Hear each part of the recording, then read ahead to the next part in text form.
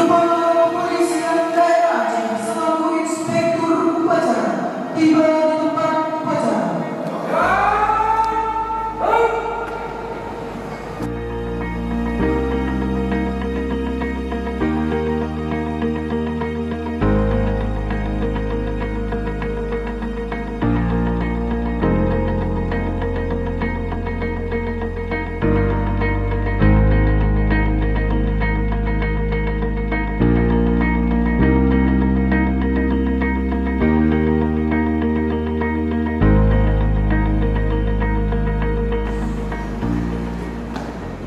Upacara serah terima jabatan telah dilaksanakan.